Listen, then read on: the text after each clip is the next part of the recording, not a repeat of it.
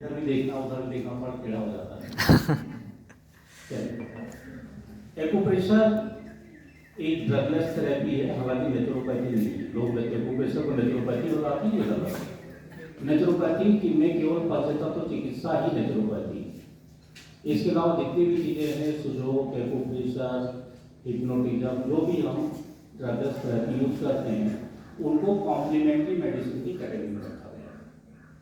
ठीक है ना, नेचुरोपैथी नहीं है। तो ये ध्यान रखने की बात है। नेचुरोपैथी के नाम पे बंगलिंग बहुत हो रही है।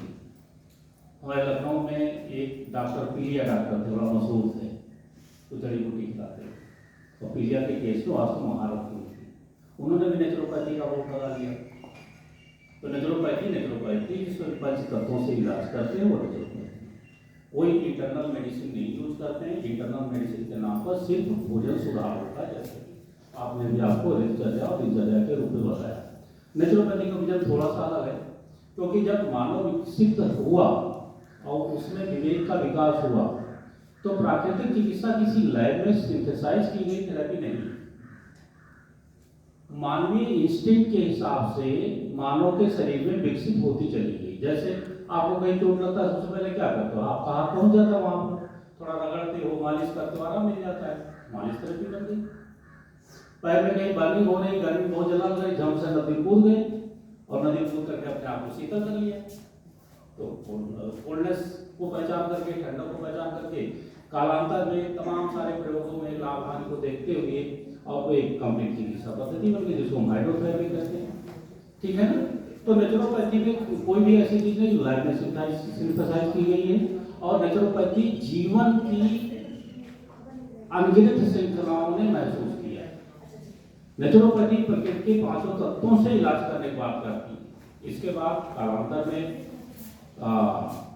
मनुष्य का विवेक और विकसित हुआ, फिर आयुर्वेद का सूत्रपात हुआ।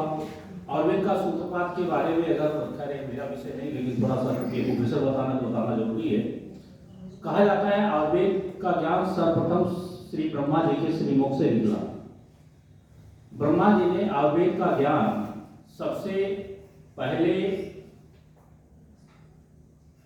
दो तीन ब्रह्मा है। एक तो कहता है कि उन्होंने अपने अश्विनी कुमारों को दिया, अपने मानस पुत्रों को। मानस पुत्रों के बाद वो इंद्र को मिला। इंद्र के बाद महर्षि भारद्वाज के माध्यम से स्वर्ग से उतर करके पृथ्वी पर आया।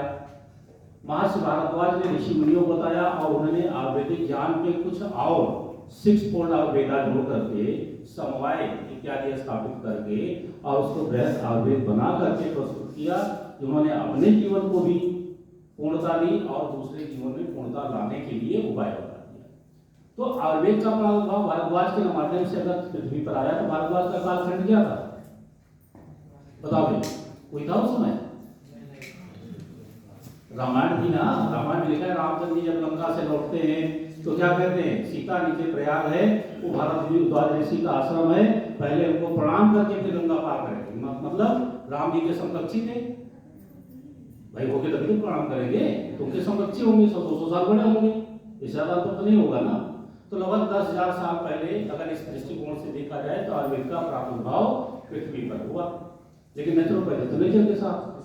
तो उसी ज्ञान का और सृजन हुआ और व्यवहारिक हुआ कि 5 तत्वों से 3 बल बने, निर्माणक बल। आकाश और वायु से वात बना, अग्नि और जल से वित्त बना, और पृथ्वी और जल से कम। तो ये त्रिदोष विज्ञान पैदा हुआ। ये तीनों बल हैं जो आपको शरीर को निर्मित करते हैं, लेकिन चूंकि इनका वैषम्य आपको बीमारी देता है, तो विषमता के रूप में इनका अध्ययन किया गया, इसलिए इनको दोष कह दिया गया। ठीक है ना? ये दोष नहीं, बल है, लेकिन दूषित अवस्था में अध्ययन होता है, इसलिए इनको दोष कहा गया। अब आप एक्यूप्रेशर भी इसी इंस्टिंक्चुअल बिहेवियर के हिसाब से, मच्छर काटता है तो हाथ क्या करता है? वहां पहुंच जाता है, खुजलाता है, मारता है। ऐसे ही शरीर में कहीं वेदना होती तो आप कहीं दबाते हो तो आराम मिलता है। ये आपका इनबिल्ट फिनोमिना। इसी फिनोमिना के आधार पर धीरे धीरे आयुर्वेद ये एक्यूप्रेशर सिद्धांत का विकास हुआ। अब बहुत बड़ी बात है कि दुनिया में कि acupressure, acupuncture is the system developed by China. बिल्कुल भी नहीं। आपके, मैं बता सकती हूँ उसका डिस्क्लोजर, क्योंकि आप एक विद्यार्थी हैं, आप बता सकती हैं। आयुर्वेद में बहुत तरह से शरीर को स्वस्थ रखने, शरीर को पूरी तरह से अध्ययन किया गया, और अध्ययन करके एक एक चीज को, आपके शरीर से ऊर्जा निकलती है, आपकी बॉडी से एनर्जी इमर्ज होती, क्योंकि 1 ग्राम ग्लूकोज से आपको 676 कैलोरी मिलती, और जिसमें से केवल 1/6 कैलोरी हिस्सा यूज कर पाते हो, एटीपी में कन्वर्ट कर पाते हो, बाकी आपकी हीट के रूप में डिसिपेट हो जाती है। उसी एनर्जी से जो बॉडी लगातार मेटाबोलाइज करके जनरेट कर रही है, वही एनर्जी आपकी बॉडी का ऑरा मंडल भी बनाती है। जो आपका आभा मंडल बनता है, यानी आपकी एनर्जी अंदर से निकल करके बाहर की ओर जा रही है। इसीलिए भारतवर्ष में क्या हुआ, पैर छूने की बात कही गई, मुझे जो आप गई जाता है, पैर छू के आशीर्वाद लेने की परंपरा कहीं है? नहीं है, भारतवर्ष में है। क्यों? हिंदुस्तान में 90% लोग गाँव क्या करते, कटिया मारते हैं। तो ये कटिया मारने का मतलब है पैर छूना, कुछ नहीं है। जिसका पैर छूते हो उसका कोई भला नहीं होता है, उसके हाई एनर्जी वोल्टेज में आप कटिया मारते हो, क्योंकि आपकी बॉडी के इन नेल प्लेट से जो ट्रांसपेरेंट है, इन्हीं के पास से ऊर्जा निकलती। अब तो इसको नापा जा सकता है, एक फोटोग्राफी इसका स्वीकार गई, फिल्म फोटोग्राफी, उससे आपका आभामंडल नापा जा सकता है। पहले लोग नहीं मानते, तब तो मान रहे। तो वहां पर लोअर अर्थ कहाँ होती है ऊर्जा, अर्थ में जाके होगी। तो लोअर रीजन में क्या है, पैर। तो पैर की तरफ एनर्जी तेजी से जाती है, तो पैर पे आप अपने हाथ को लगाते हो, अपना अपर पोर्शन नीचे के लोअर पोर्शन से, तो आप उस हाई एनर्जी के लेवल में आ जाते हो। ऊर्जा सिद्धांत क्या है, सदैव हाई पोटेंशियल से लो पोटेंशियल की तरफ बहती है। तो आप के को उनकी जीवन अनुभव के रूप में वो वरदान प्राप्त होता है। ये कोई मिथ नहीं है, ये हकीकत नापी जा सकती है। एक कटिया में कितनी ऊर्जा आपने कंज्यूम करी है, वैसी व्यवस्थाएं होगी। तो आप पैर छूने कंजूसी मत करना। लड़कियां पैर नहीं छूती, जो लड़कों की है। लड़कियां खुद देवी का स्वरूप है, शक्ति का स्वरूप, उनको पैर छूने की जरूरत नहीं है। तो अध्यात्म मतलब क्या हुआ? सर यहाँ पे बात साइंस की हो रही है, एनर्जी की। तो एनर्जी तो मतलब ये मेल डिफरेंशिएट एनर्जी की बात है, एनर्जी लेने की, तो उनको जरूरत नहीं है एनर्जी। बस ईश्वर ने सब कुछ तुम्हें दिया, एक चीज नहीं दी, मालूम है क्या है? वो है ममत्व। इसीलिए पूरी दुनिया में सारे गुणयुक्त केवल एक ही प्राणी हुआ है, भगवान कृष्ण। बाकी किसी भी पुरुष को सारे गुण देके ऊपर वाले ने नहीं भेजा, इसीलिए उनको जरूरत नहीं। तुमसे ज्यादा गुण लेके पैदा होंगी, ठीक है ना? ये भी साइंस ही है। प्रश्न पूछने का दूसरी बात है, जवाब है तो सही जवाब मिले। तो एक्यूप्रेशर की भूमिका बनाते हुए मैं बताना चाह रहा था कि आपके शरीर में ऊर्जा का सतत प्रवाह होगा। मरने के बाद इस शरीर में कुछ कम हो जाता है क्या? उतनी हड्डियां निकलेंगी, उतनी ही मसल निकलेंगी, उतनी ही नस निकलेंगी। क्या हो गया? इग्निशन गायब हो गया। फिजिकल बॉडी तो सब कुछ है ना, क्या नहीं है? मेटाफिजिकल। मेटाफिजिकल क्या? इसका संचालक मीन्स आत्मा, मीन्स मन। मन सबके पास है, इसमें कोई संदेह नहीं। आत्मा के बारे में क्वेश्चन मार्क हो सकता है कि आत्मा है कि नहीं है, लेकिन मन के बारे में कोई संदेह नहीं ना। खोपड़ी को फोड़ो, 1000 टुकड़े करो, देखो मन नाम की कोई चीज निकलती है? नहीं निकलती। तो मन क्या है? मेटाफिजिकल पार्ट है, लेकिन उसी के बल पे पूरा शरीर चलता है। और मन जिससे एनर्जी पाता है वो बैटरी कौन सी है? सोल। और सोल जिससे एनर्जी पाती है वो बैटरी कौन है? Super soul. ठीक है ना? अब इसी ऊर्जा प्रवाह को हमारे ऋषि मुनियों ने कितने तरीके से टीका लगाना सिखाया आपको। टीका लगाना कोई धार्मिक नहीं बनाता है किसी को। ये आज्ञा चक्र है, आज्ञा चक्र में लाल रंग का टीका लगाओ, आंख जलती रहेगी। पीला रंग का टीका लगाओ, आंख संतुलित रहेगी। काले रंग का टीका लगाओ, आंख बुझ जाएगी। इसीलिए शक्ति उपासक हाई एनर्जी लेवल में होते हैं। अवघड़, तांत्रिक, काला वस्त्र, काला टीका, काला कड़ा, क्योंकि एनर्जी बहुत ज्यादा है, वरना वो दरमियान तोड़ के बाहर निकल जाए, तो उनको लेवल में रखने के लिए उनको काला टीका। जो सात्विक उपासक है, वैष्णवी उपासक हैं, उनको लाल टीका, क्योंकि बहुत मन से बहुत शाम के थोड़ा गर्म रखते हैं, उससे बगाना भूल जाएंगे, तो उनको थोड़ा लाल रंग का टीका लगा। जो बैलेंस है उनको बैलेंस है। हर चीज का विजन है, हर चीज के बारे में कहा गया है। तो ये भी एक्यूप्रेशर ही है। महिलाएं वो चूड़ी पहनती है, बाजूबंद पहनती हैं, करधन पहनती हैं, कड़ा पहनती हैं, पायल पहनती हैं, महावर लगाती हैं, ये सब अप्लाइड एक्यूप्रेशर है। अब अगर मानते हो कि एक्यूप्रेशर का विकास चीन में हुआ तो किसी चीनी को महावर लगा के दिखाओ, कड़ा पहना के दिखाओ, कोई नहीं पहनता। तो एक्यूप्रेशर का व्यवहारिक ज्ञान आपके ऋषि मुनियों ने आपकी जीवन पद्धति में समाप्त लगा दिया और उसके वो भी बता दिए, उपाय भी बता दिए। एक स्त्री सधवा है, सधवा स्त्री के साथ खूबी क्या है? सधवा इसलिए है क्योंकि उसे फर्टिलिटी होनी चाहिए। फर्टिलिटी होने के लिए आवश्यक क्या है? उसमें हीट मेंटेन रहनी चाहिए। हीट मेंटेन रहने के लिए अग्नि का रंग लाल है तो लाल रंग की चूड़ी, लाल रंग का सिंदूर, लाल रंग की बिंदी और लाल रंग की साड़ी। लेकिन दुर्भाग्यवश किसी कारण से वो विधवा हो गई। अब अगर वो अग्नियां उसी तरह से रही तो क्या होगा? वो सोसाइटी के घातक हो जाएगी, उसकी अपनी जिंदगी दुश्वार हो जाएगी। तो अब उसकी अग्नि को सीमित करना है। अब सफेद रंग की साड़ी, सफेद रंग का मलया की चंदन, सफेद रंग की चूड़ी, तो उसकी भावनाएं को संभालने में उसकी प्रकृति भी साथ दे कि उसकी वेशभूषा डिजाइन की गई। ये रिचुअल नहीं है, ये उन परिस्थितियों को संभालने के तरीके। तो ये एक्यूप्रेशर था जो आपके रिचुअल में हर तरह से शामिल है। चंदन टीका खड़ाओं के रूप में शामिल है, खड़ाओं से भी एक्यूप्रेशर पॉइंट रखते हैं। लेकिन अब आइए अपने गुरुकुल व्यवस्था पे। कहीं एक्यूप्रेशर क्लिनिक या आयुर्वेदिक क्लिनिक याद है किसी गांव में रहा हो? प्रत्येक गांव में गुरुकुल था। ये कार्ल मार्क्स पहले नहीं, क्या नाम जिनकी हम शिक्षा पद्धति पे आजकल पढ़ रहे हैं, मैकाले ने सर्वे करवाया था 1800 कुछ में, तब कहा था प्रत्येक गांव में एक गुरुकुल है। प्रत्येक गांव में औषधालय तो नहीं कहा था। तो गुरु भाई ध्यान दो, दोबारा नहीं मिलेगा मसाला। तो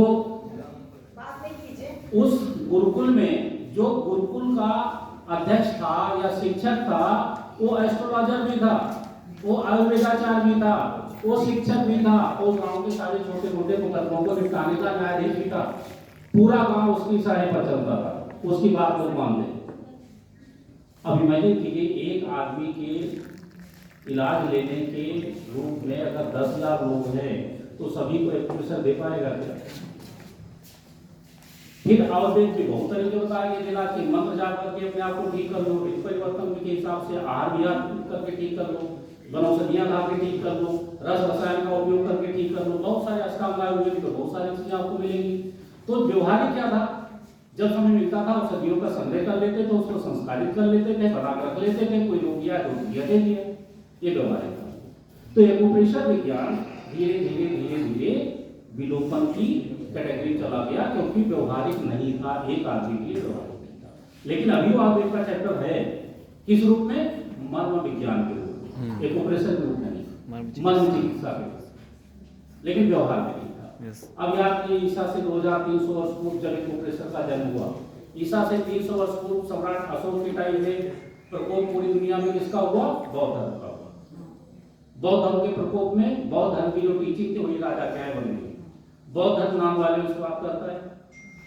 वायलेंस की एक्सट्रीम लेवल पर जाकर के देखा उन्होंने, पेड़ का पत्ता तोड़ना भी वायलेंस है, छाल उतारना भी वायलेंस है।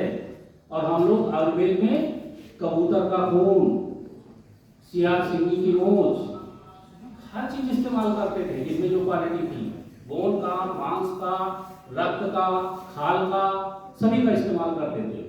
चाहे वो पार्थिव हो, जड़ हो, अस्थावर हो, जंगम हो, सभी तरह की प्रकृति में पाई जाने वाली चीजों का इस्तेमाल बतौर मेडिसिन होता था। अब बौद्ध के टाइम में क्या हुआ? बैठ बजा दी, पेड़ की पत्ती तोड़ने मना कर दिया, पेड़ की छाल निकालने मना कर दिया, जड़ खोदने मना कर दिया, कुत्ता बिल्ली मारने बात छोड़ो। तो आयुर्वेद का भंडार आ गया। लेकिन बीमारियां तो नहीं होती, बीमारियां तो हैं। अब उन्हीं बीमारियों को ठीक करने के दूसरे उपाय ढूंढेंगे, मंत्र चिकित्सा, नाद चिकित्सा, एक्यूप्रेशर चिकित्सा जो आयुर्वेद में वर्णित था, अब वो चीजें छोड़ जाती, उनका उपयोग होने लगा। और आप याद कीजिए चक्रवर्ती सम्राट की क्या खूबी होती है? ऐसा सम्राट जो भूभाग से जुड़े हुए सारे हिस्सों पर राज्य करता है वो चक्रवर्ती सम्राट है। अशोक के राज्य में कौन कौन हिस्से थे? ये 40 पूछेगा बताएगा। 300 अशोक के क्षेत्र में थे, ठीक है ना। तो चीन क्या था, आपके एक बड़े पूर्वज हुए, आवाज सुनाई पड़ रही है, तो आपके बड़े पूर्वज महाराजा भगीरथ, इन्होंने क्या किया था, तिब्बत की तरफ से गंगा जी को काट लाया, इन्होंने भी कटिया मार दी। गंगा जी का प्रवाह तिब्बत की तरफ, तिब्बत नाम तिब्बत क्यों है, त्रिविष्टप, 3 नदियों से बेष्टित जल भूमि को तिब्बत कहते हैं। तो गंगा जी को ले आए, मेन नदी को इधर ले आए। तो जब गंगा यूपी में बहने लगी, बंगाल तक का बहने लगी, तो वो एरिया वीरान बंजर हो गए, उनकी उपजाऊ भूमि खत्म हो गई। और वही जो त्रिविष्टप है, वही क्या था, इंद्र का कानन वन का जिक्र आप सुनते हो, नाना प्रकार की वेजिटेशन वैरायटी वहां पर थी, वो वीरान। चीन में स्थिति ये थी, विपन्नता की बुरी स्थिति थी। एलो एम्परर चीनी बादशाह को कहते थे, उनकी रिक्वेस्ट आई कि हमारे यहाँ भूखमरी बीमारी ने बैंड बजा रखी, तो सम्राट अशोक ने बौद्ध लामाओं के साथ एकोपनिषद ज्ञान को चीन में भेजा। चीन में हर एक तरह से प्रतिनिधि बुला के सिखाया गया, और सिखा करके इलाज करने का ठेका उनके, जैसे भारतीय गुरुकुल पद्धति की व्यवस्था थी, वैसे उनको जिम्मा दिया गया। और वहां पर वो चीन में एकोपनिषद इस माध्यम से पहुंचा। वहां भी वही दिक्कत व्यवहारिक, हर एक आदमी को बैठ करके दबाए, कब तक दबाए, उसकी अपनी हालत क्या होगी। तो चीन में जहां पर पानी नहीं होता, वहां पर क्या होता है, कांटे और झाड़ियां। तो जैसे खीज में, गुस्से में उसने जहां दबाया था, वहां उठा करके बांस का कांटा पड़ गया। चमत्कारिक रूप से उसको ज्यादा फायदा हो गया, जो प्रेस करने से इतना फायदा दे पाता था, उससे ज्यादा फायदा कांटा लगाने से हो गया। यही सूत्रपात हो गया एगोपंचर। तो एकोप्रेशर चिकित्सा धीरे धीरे मर्म चिकित्सा एकोप्रेशर में, एकोप्रेशर विकास एकोपंचर में। इसका कोई मतलब, एक्यू माने निडिल लाइक, प्रेशर माने दबाव, निडिल लाइक स्थान पर दबाव देके इलाज करने की व्यवस्था को एकोप्रेशर कहते हैं। एकोपंचर निडिल लाइक प्लेस पर चुभा करके इलाज करने को एकोपंचर कहते हैं। तो इस तरह से एकोप्रेशर एकोपंचर चीन पहुंचा। हाँ, ये अलग बात है कि भारतवर्ष में जब वो मौर्य वंश खत्म हुआ, सम्राट अशोक का कालखंड खत्म हुआ, व्यवस्थाएं बदली, आयुर्वेद रिवाइव हुआ, अल्टीमेटली चिकित्सा से कटने में चली गई, इसका इस्तेमाल कम हुआ। लेकिन वहां पर कंटिन्यूअस R&D चलती रही, रिसर्च एंड डेवलपमेंट होता रहा, और पूरी दुनिया आज एकोप्रेशर को, एकोपंचर को चीन के नाम पे ब्रांड मानता है। तो ये हकीकत है। एकोप्रेशर आपकी भारतीय विद्या है, भगवान कृष्ण की तरह से पैदा होता है देवकी से, और पलता है यशोदा के यहाँ। यही आपकी विद्या पैदा हुई भारतवर्ष में और पली चीन में, लेकिन ये आपकी अपनी मूल विद्या है। अब रही बात भारतवर्ष विजन देखिए, किसी चीज को कितना ब्रॉड करके देख सकते हो। इसके बाद भी संतुष्ट नहीं हुए। हर एक ग्रंथों के लास्ट में क्या लिखा है, नेति नेति। अभी इतना ही नहीं, तुम और भी दिमाग लगाना, मैंने जितना लगाना था लगा दिया, कहीं एक्सट्रीम नहीं, एंड नहीं है। तो यहाँ पर वही सूत्र मिल रहा है, ये ब्रह्मांड है। जो ब्रह्मांड है वो सब कुछ आपके शरीर में। शरीर क्या है, शरीर तंत्रों का ऑर्गेनाइजेशन है, digestive system, blood circulatory system, skeletal system, तंत्रों का एक संगठन है। तंत्र क्या है, अंगों का संगठन है। अंग क्या है, ऊतकों का संगठन है। ऊतक क्या है, कोशिकाओं का संगठन है। यानी पूरी बॉडी तो है नहीं। ये क्या है, क्या ऑर्गेनाइजेशन है, एसोसिएशन है। तो शरीर में ब्रह्मांड की शक्ति अगर पूरे शरीर में है, और जीवित प्राणी, जो जीवन है इसमें एक कोशिका में है, ना तो अंग में है, ना तो तंत्र में है, ना तो शरीर में है, जीवन कोशिका में। यानी ये प्रकृति कोशिका तक आएगी, यानी जीवन के सारे गुण कोशिकाओं मिलेंगे, प्रकृति के सारे गुण कोशिकाओं मिलेंगे। ठीक है ना। तो ये विजन ब्रह्मांड से पिंड की यात्रा, मैक्रो से माइक्रो की यात्रा, ये आपके एकोप्रेशर को बहुत सरल बना। कैसे? अच्छा, सब लोग सुनते हो तुलसीदास कहे गए, जल पाओ गगन समीरा, पंच रचित किया आदम शरीरा। कभी दिमाग में जिज्ञासा पैदा हुई, 5 शरीर, 5 तत्व कहाँ है शरीर में? कुछ दिखना चाहिए ना 5 के रूप में। कभी शीशे के सामने या अपने हाथ को देखा कि ये 5 ही क्यों है? Why not 6? Why not 7? कभी दिमाग में क्वेश्चन आया? और 5 की शक्ल सूरत बदली क्यों है? 2 एक सी क्यों नहीं?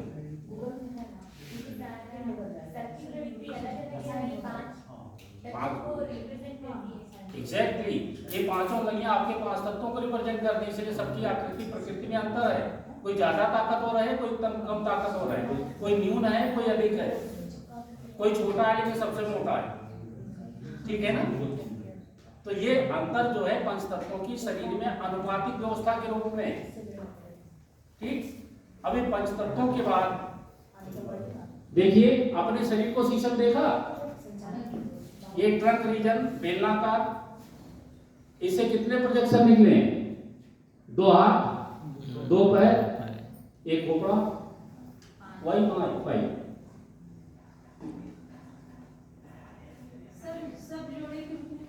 हैं? जैसे 3 टायर पे कोई कार चलती है कहते हैं, 3 टायर पे कोई गाड़ी चलती है नहीं चलती। 3 टायर पे वो मोबाइल चीज तो चल जाएगी, 3 टिपाई पे आप बंगला खड़ा कर लोगे लेकिन चला नहीं पाओगे, चलाने के चारों पहिए चाहिए। तो इस मनुष्य चलायमान है, इसलिए पैर में चाहिए, बैलेंस कैसे बनेगा? तो अब इस देखिए इसमें पांचों की आकृति, दाहिना बायां पैर एक साथ दिखता है लेकिन एक में ताकत ज्यादा है, दाहिना हाथ बायां हाथ एक साथ दिखता है लेकिन एक में ताकत ज्यादा है। अब एक छोटा है लेकिन सबसे मोटा है। अब यहां देखिए 2 प्रोजेक्शन जो सेंट्रल लेवल से निकले हैं वो सबसे लंबे हैं, यहां भी 2 प्रोजेक्शन सबसे लंबे हैं। हाँ तो 2 इस कोरोजन से निकले हुए लंबे हैं लेकिन छोटे हैं, और एक छोटा है लेकिन सबसे मोटा है। पूरा शरीर आ गया इसमें। ये आपका एब्डोमिनल और थोरैक्स रीजन हो गया, ये दोनों पैर हो गए, ये दोनों हाथ हो गई, ये आपकी नेक और गर्दन। अभी विश्वास नहीं हो रहा है, अच्छा विश्वास कराते हैं। रिफ्लेक्सोलॉजी में है ना, व्यवहारिक को रिफ्लेक्सोलॉजी में एक बड़ा होता है। पेड़ के ऊपर निकलता बेटा कहीं डाले निकले, जब तो एक ही होती ना, समझ में आ गया? वही पेड़ तो निकलता कहीं डाले निकल आती, जब तो एक ही है ना, तो पेड़ तो एक ही ना जाएगा, 4 किलो एक ही। इस तरह संदेह मत पालो भाई, ठीक है ना? तो आगे देखते हैं। अब देखिए आपके गर्दन में यहाँ पर एक गड्ढा है सबके, जिसको कंडक्टिव कहते हैं। इधर भी एक हड्डी निकली, इधर भी एक हड्डी निकली, बीच में गैप है। अपने अंगूठे की तरफ पे आ जाओ, देखो इसी तरह 2 हड्डियां निकली, बीच में गैप है कि नहीं? यहाँ दबा के देखो है, लेकिन ऊपर वाली मशीन बिल्कुल ठीक है, सही चीज बना रही सबके। ये आपने नहीं बनाया, उसी ने बनाया। अच्छा, पैर में कितने जोड़? एंकल, नी एंड हिप, इसमें कितने जोड़? 3। हाथ में कितने जोड़? रिस्ट, एल्बो एंड शोल्डर, इसमें कितने जोड़? 3। और इसमें कितने जोड़? 1। इसमें कितने? बेस में ऊपर, तो ऊपर यहाँ भी मामला ठीक हो गया। ठीक, अब आपका सामने का हिस्सा गोरा और पीछे हिस्सा डार्क। देखिए ये गोरा है और ये काला है, बिल्कुल। अब किसी को थप्पड़ मारना होगा तो कहाँ मारोगे? इस छोटे वाले चेहरे मार देना, थोड़ा इधर थोड़ा इधर, उसको दर्द भी नहीं होगा, तुम्हारा काम भी हो जाएगा। और किसी को फांसी देनी होगी तो इस दर्द को कर देना, मरेगा भी नहीं, तुम्हारा काम भी हो जाएगा। मजाक। मतलब इस गर्दन के लिए इस गर्दन का इस्तेमाल करके इसको इलाज दे सकते हो। व्यवहारिक देखना चाहते हो? कोई बैठा जिसके पैर में दर्द हो रहा, घुटने में दर्द हो रहा हो, ये सब बताइए। कहीं दर्द हो रहा, किसके? जाओ योगा करके कमर में दर्द है। अब अगर ये दोनों पैर है, बीच वाली उंगलियां, तो कमर की हड्डी कहां शुरू हो गई? यहां से यहां तक गई। अब यहां पर आ जाइए, तो इसके पीछे ये स्पाइन आधी आपकी यहां से यहां तक मिली और आधी आपकी यहां से यहां तक मिली। कमर कहां था? लोअर पोर्शन में। ऐसे मुट्ठी बनाओ, 3 उंगली अपनी ऐसे रखो, जैसे मैंने रखी। दबाओ, देखो पेन है, ऐसे दबा दे, कस कस बेदर्दी से। नाखून बड़े तो नहीं है, दर्द है? हाँ, कस के दबाओ, फिर खड़ा देखो कमर दर्द है कि गया? रहता है थोड़ा दबा दो इसे। यही बीच वाला। तो उसको साइड में दबा। आप किसी को कोई दर्द घुटने में, मिडिल फिंगर किस तरफ? राइट में, लेफ्ट हैंड मिडिल फिंगर, बीच वाले जोड़ को ये वाला वाला दबाइए, दबाइए, खूब कस के मसाज कीजिए और फिर पैर चला के देखिए, तुरंत लाभ मिलेगा। Yes sir. उस पेन को, ये पेन खत्म तो वो पेन खत्म, ये उसी की छोटा मतलब मैप है, मैप में आप चेंज कर दो, यानी आप सिर्फ बोर्ड में परिवर्तन को बनवा ले जाए लाइक दैट, ठीक है ना। ऐसे ही एक एग्जाम्पल देखा आपने, तो इसको कैसे सेग्रीगेट करोगे, ये दोनों पैर हैं, इन दोनों पैर में ये एंटी ज्वाइंट का रिप्रेजेंटेटिव हो गया, ये नी ज्वाइंट का रिप्रेजेंटेटिव हो गया, ये हिप ज्वाइंट का रिप्रेजेंटेटिव हो गया। तो अगर नी एक पैर में कोई दिक्कत है, जिस जोड़ में हो, वो जोड़ को पकड़ करके चारों तरफ से दबा दो। हाँ, पैर को नहीं दबाना, ठीक है ना, चारों तरफ से दबा दो और फिर अपने उस अफेक्टेड एरिया को मूव करा के देख लो, पेट में अंतर पड़ा कि नहीं पड़ा। इंस्टेंट और इमीडिएट रिलीफ मिलेगी अगर आपने सही करस्पॉन्डेंस, इसको बोलते हैं करस्पॉन्डेंस, प्रतिकृति, तो तुरंत फर्क पड़ेगा। अब नेक की प्रॉब्लम बड़ी कॉमन है, सभी सर्वाइकल हो जाती है। ये रीजन, इसमें दो सेगमेंट है, पहले सेगमेंट के ऊपर फेस हो गया और दूसरा सेगमेंट हेड, ये नेक हो जाएगा। बैक आपने गर्दन यहाँ पर आइए और यहाँ पर दबाइए, अगर गर्दन में दर्द है तो यहाँ पर दर्द आएगा, और अगर दर्द आ रहा है तो दबा दबा के उस दर्द को आराम दीजिए, गर्दन अपने आप खुल जाएगी।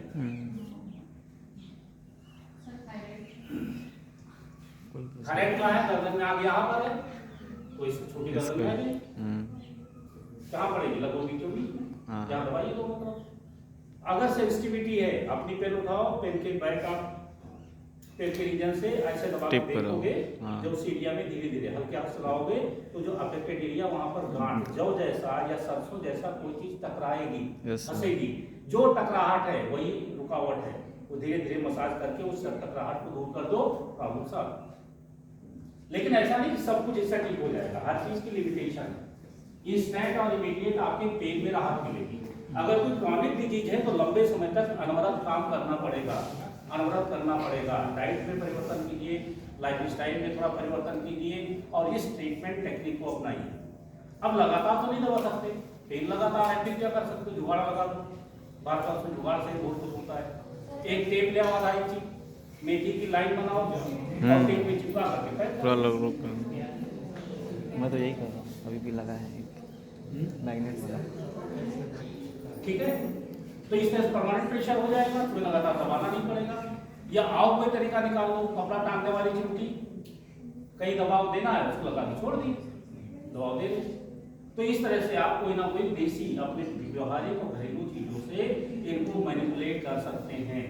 तो ये मैंने इसलिए छोटा सा टॉपिक ही रखा, इस टॉपिक का सुनने के बाद आप इस्तेमाल कर पाओगे।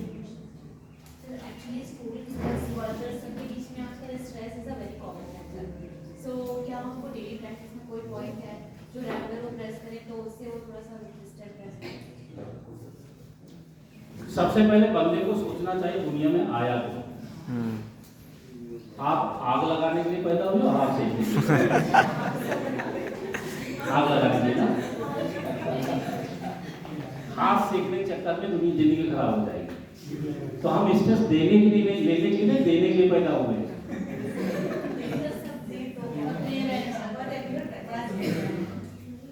देखिए स्ट्रेस कुछ नहीं, परिस्थितियों से कोप अप ना कराने की परिस्थितियों को हैंडल कर पा रहे। उसके लिए तरीका है, आपके बॉडी में किडनी एक ऐसा ऑर्गन है जो सभी प्रकार की परिस्थितियों में आपको साहस देता है। जिस आदमी में साहस की कमी होगी उसकी किडनी इंपेयर्ड होगी, मतलब किडनी फेल नहीं हुई, किडनी एनर्जेटिक लेवल पे कमजोर हुई है। ऐसे बंदे को नेचुरली अकरिंग ब्लैक थिंग, प्राकृतिक रूप से पाई जाने वाली काले रंग की चीजों का इस्तेमाल करना चाहिए। जैसे चुकंदर है, ठीक है ना, काला जामुन है, जैसे काला अंगूर है, जैसे काला तिल बादाम है। गर्मियों में तिल मत खाना, तिल गर्म होता है, जाड़ों में तिल लगातार खाइए। और किडनी में अगर एनर्जी की डेफिशिएंसी है तो कहाँ दिखाई पड़ेगी? आपके बॉडी में ड्राइनेस के रूप में, आपके हेयर फॉल के रूप में, आपकी हड्डियों में अनयूजुअल पेन के रूप में, ठीक है ना, और प्रेजेंस ऑफ माइंड के रूप में। तुरंत आंसर नहीं मिलता, थोड़ी बात सुना रहा था, आंसर ये था, इंस्टेंट नहीं मिलती पड़ेगी। जो क्विक डिसीजन मेकिंग है, प्रेजेंस ऑफ माइंड है, it is govern by kidney. अब मजाक में लोग कहते हैं किडनी काम नहीं कर रही, हकीकत में किडनी काम नहीं कर रही। ठीक, तो इस तरह से कर सकते हैं। दूसरी चीज, स्ट्रेस कोई भी हो, स्ट्रेस का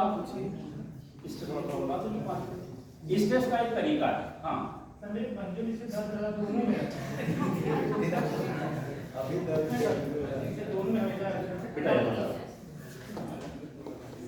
जवाब हमारा पोस्टमार्टम कर रहे यूरिक एसिड बढ़ गया। और जीभ से देख रहे हैं मानो टंग से पता चलता है ना, टंग का कलर देख कर। स्क्रीन डेफिसिट है, वहाँ आउटसी टाइप के प्राणी है। हाँ वाह सर। मीठा को बहुत पसंद है, क्योंकि तला भुना और मीठा बहुत पसंद है, आलस से ज्यादा है। मान लो यार, जवान गलत नहीं, जवान कट और खांचे और कलर हम चाह करके भी नहीं बदल सकते, ये नेचर बनाती है। कट, खांचे, कलर, ठीक है ना। और एक टर्म डायग्नोसिस है, एक्सरे, और मतलब ये हमने मजाक किया, तुम उसको फील मत करो। नहीं ऐसे लगेगा, अभी यंग एज है तो अभी आपको एनर्जी की कमी नहीं है, ठीक है ना। अब कंपेयर करके देखो कि 15 दिन पहले या 1 महीने पहले जो एनर्जी लेवल था उससे आज एनर्जी लेवल में अंतर है कि नहीं। इस तरह से कंपेयर करोगे तो पता लगता है। बच्चों में तुम्हारी जैसी एज में एनर्जी लेवल कोई ध्यान ही नहीं देता एनर्जी क्या होती है, तो बच्चा एनर्जी में रहता है। लेकिन अगर उससे कंपेयर करोगे तो तुम्हें अंतर दिखाई देगा। दूसरा, स्प्लीन डेफिसिट होने में मिठास के प्रति आकर्षण बढ़ जाता है, मीठा अच्छा नहीं लगता है, चटपटा या मीठा दो टेस्ट स्पीड है। जवान को व्हाइट कोटिंग होगी, पेट एक बार में क्लियर नहीं होगा, पेट फूला रहेगा, खाने के बाद आलस बढ़ेगा। तो ये सारे सिम्टम। ऐसे जवान आपकी पूरी कहानी कहती है, जवान देख करके आपके अंदर कहाँ पर क्या है सब देखा जा सकता है। तो ये एक्यूप्रेशर का ही डायग्नोस्टिक टूल है, टंग डायग्नोसिस। तो आज चूंकि एक बार में हम 5 साल में कोर्स पढ़ाते हैं 10 सेमेस्टर में, तो एक दिन में तो सब नहीं पढ़ा सकते, लेकिन बेसिक इतना बता दें जिसका उपयोग आपका प्रॉपर हवा ही न रह जाए। तो करेस्पॉन्डेंस सिस्टम आपको बताया है, दोनों हाथ दोनों पैर के रूप में आप पूरी बॉडी को देखिए, अपने धड़ और पेट के रूप में इसको देखिए। एक प्रश्न आया था स्ट्रेस का, मैम का, उस पर तुरंत बात कर लें, टाइम भी हो रहा है तो उसको पूरा करना है। कभी आप देखो इन बच्चों को जानना है तो आप ऑनलाइन करवा दीजिए, कुछ अगर स्पेसिफिक टॉपिक की बात करनी है तो ऑनलाइन पढ़ा देंगे, पहले टाइम सेट कर लो, कोई दिक्कत नहीं, बता देंगे। और उसका कोई चार्ज नहीं चाहिए सर, इन बच्चों को समझ में आ जाए तो वही हमारा चार्ज है। तो स्ट्रेस कोई भी हो, स्ट्रेस का मतलब अगर आप देखिए तो स्ट्रेस है sudden change in your environment. कोई भी परिवर्तन आपके लिए तनाव का कारण होता है, चाहे सामने से जब कुत्ता रोकने लगे, सामने से सांप दौड़ता हुआ आ जाए, तो सांप दिख जाए, कुछ भी हो, या आंतरिक वातावरण में परिवर्तन, तो बाहर वातावरण का परिवर्तन हो गया, अचानक बिजली चमके, बादल गरजे, कुछ भी। आंतरिक वातावरण में ब्लड शुगर लेवल बढ़ गया, कोई हार्मोन बढ़ गया, तो ये परिवर्तन जो आया यही तनाव का कारण है। तनाव कैसा भी आए, शरीर उस पर रिएक्ट करता है 2 तरह से, फाइट और फ्लाइट मैकेनिज्म। या तो तनाव का मुकाबला करते हो या तो उसे भाग करके अपने आप को सेव करते हो, ठीक है। दोनों में इंपॉर्टेंट है एंटिटी, अपने एंटिटी को बचाना, वो चाहे फिजिकल एंटिटी हो चाहे साइकिक एंटिटी हो, ठीक। और इसके लिए बॉडी में बहुत सारे परिवर्तन होते हैं। वो परिवर्तन है आपकी सांस की गति का बढ़ जाना, आपके रोंगटे खड़े हो जाना, मुंह सूखना, मुठियां भिज जाना, मन में गालियों का अंबार उमड़ना, इत्यादि इत्यादि बहुत सारे परिवर्तन। ये परिवर्तन क्यों हुए? क्योंकि बॉडी के एनर्जी लेवल में परिवर्तन आया। अब इस बढ़ी हुई एनर्जी लेवल का अगर आपने इस्तेमाल कर लिया तो मामला वही ठीक हो जाएगा। जैसे कुत्ते दौड़ाए आप भाग लिए, और भाग करके आप रुक गए, कुत्ता अपनी जगह आप अपनी जगह ढूंढते।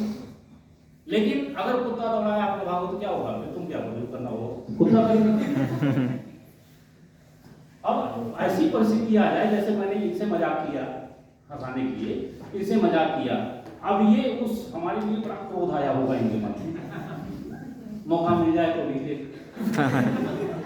लेकिन कुछ कर नहीं पाए, तो बढ़ा हुआ एनर्जी लेवल कहाँ रहा? ये के अंदर रहा ना।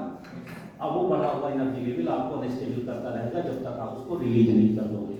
तो भूमिका बनाने का मतलब ये है कि आपके शरीर में एक रहस्य है, वो रहस्य आपके शरीर में प्रमुख 12 जोड़ है, 3 हाथ में, 3 पैर में, 3 इस पैर में, 3 इस पैर, 12। जो आपको मोबाइल बनाते हैं, मोबाइल बनाते हैं, प्रोडक्टिव बनाते हैं। कोई भी एक जोड़ अगर ब्लॉक हो गया तो आपकी प्रोडक्टिविटी, मोबिलिटी सब खत्म। ठीक है ना? तो ये जोड़ जो है बाहर के जोड़ प्रकृति की उन 12 ग्रहों को रिप्रेजेंट करते हैं, 12 राशियों को। हर एक जोड़ पे एक देवता बैठा है, जन्मकुंडली का एक खाना सवार है। ठीक है ना? हर एक जोड़ के अंदर जाइए तो शरीर के अंदर 12 ही अंग है, तो हर एक जोड़ एक अंग का आउटलेट है। योग अभ्यास करने से जो चमत्कारी लाभ मिलता है वो इसलिए मिलता है कि जब उस जोड़ को आप गति देते हो, जो जोड़ अंदर के अंग की खराबी को रिप्रेजेंट करता है, तो उसमें स्वतः राहत मिल जाती है। तो स्ट्रेस का प्रभाव कुछ भी हो, प्रभाव कहाँ आएगा? अंग पे ही तो आएगा। आप क्यों ढूंढो जब आग लगे तब क्यों आपको देंगे? डेली आप ऐसी एक्सरसाइज प्लान कर लो जिससे हम बराहो जोड़ की थोड़ा सा मूवमेंट कर लो। 2 शब्द याद कर लो, बड़े भयंकर योगा में नहीं जाना। 2 शब्द याद कर लो, रोटेशन एंड बेंडिंग। कलाई रोटेट भी हो सकती है, बेंड भी हो सकती है, लेकिन एल्बो सिर्फ बेंड हो सकती है, रोटेट नहीं हो सकती। 2 शब्द याद कीजिए, बराहो जोड़ों को बेंडिंग एंड रोटेशन प्रतिदिन कर डालो, ज्यादा नहीं, 5-5 बार। दुनिया का कोई भी तनाव आप तक कुछ नहीं कर पाएगा, मेरी गारंटी। कोई बीमारी आने पहले खत्म हो जाएगी। जिस जोड़ पे लगे कसाव ज्यादा लग रहा है उसको थोड़ा बढ़ा देना, उसको भी इतना फ्री कर ले जाओ। जैसे एक रस्सी यहाँ बनी, एक कील यहाँ, एक कील यहाँ, बीच में रस्सी, वहां ठुमकी मारी तो यहाँ वाइब्रेशन आया, तो यहाँ ठुमकी मारोगे तो वहां भी तो जाएगा। तो अंग की ठुमकी यहाँ कसाव ला रही है, तो इसकी ठुमकी अंग को भी ठीक करेगी। इस तरह से आप प्रतिदिन अपने 12 जोड़ों को 2 शब्द याद रखिए, बेंडिंग और रोटेशन करते रहिए। ईश्वर कभी डॉक्टर को फीस देने की नौबत नहीं आने देगा। ठीक है? तो ये सॉल्यूशन है आपके तनाव का। कभी और जब मुलाकात होगी तो और विषय चर्चा होंगे। बेटा मेरी ऐसे मजाक करके पढ़ाने जा रहा था, तो किसी बुरा लगा उसको मान लेना, लेकिन मैं ऐसे नहीं पढ़ा। इसका इलाज नहीं बताया।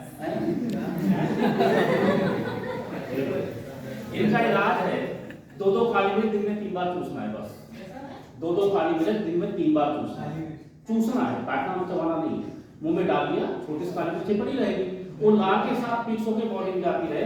आप देखोगे आपका एनर्जी लेवल बढ़ेगा और हर चीजों में अंतर दिखाई पड़ेगा। तो हम इंस्टेंट नहीं होते रहेगा। 40 दिन बाद, 40 दिन तक ईमानदारी से करिएगा। तभी से को फोन करके बताइए 9450 या लेगा सबसे डॉक्टर सुनीता। ठीक है ना? तो इस तरह से एक्यूप्रेशर के मैं वहाँ लखनऊ यूनिवर्सिटी में अध्यापन के साथ ही साथ एक्यूप्रेशर का अपना इंस्टीट्यूट है, नेचुरोपैथी का इंस्टीट्यूट है, योग का इंस्टीट्यूट, पर्सनल इंस्टीट्यूट है। वहाँ पर अध्यापन करता हूँ, एक्यूप्रेशर भी पढ़ाता हूँ। 10 सेमेस्टर में एक्यूप्रेशर है। तो थोड़ा कहा है ना कि ओवर रगड़ाई हो रही है ब्रेन की। यूनिवर्सिटी में भी भाई सैलरी देनी, पढ़ाना ही पड़ेगा, और घर में बच्चों से इसलिए पढ़ाना ही पड़ेगा, और क्लिनिक भी चला। यहाँ तो पढ़ाया जाता है, लड़के नहीं आते हैं। ऐसा यहाँ तो पढ़ाया जाता है, लड़के नहीं आते हैं। खासों के लिए होगा। तो इसका प्रभाव ये हुआ है कि पेशेंट का एक्सपोजर थ्योरेटिकल नॉलेज को प्रैक्टिकल कन्वर्ट करने का मौका मिलता है। तो इससे चीजें थोड़ी व्यवहारिक होती हैं। जो भूल करके लिखी हुई थी उनको मैंने व्यवहारिक बनाने का प्रयास किया है। मैं भी समझ सकूँ, जिसको बताऊँ वो भी समझ सकूँ। तो ये पैटर्न है। इसी के साथ आपने पेशेंट से हमको मिला, अब बताइए।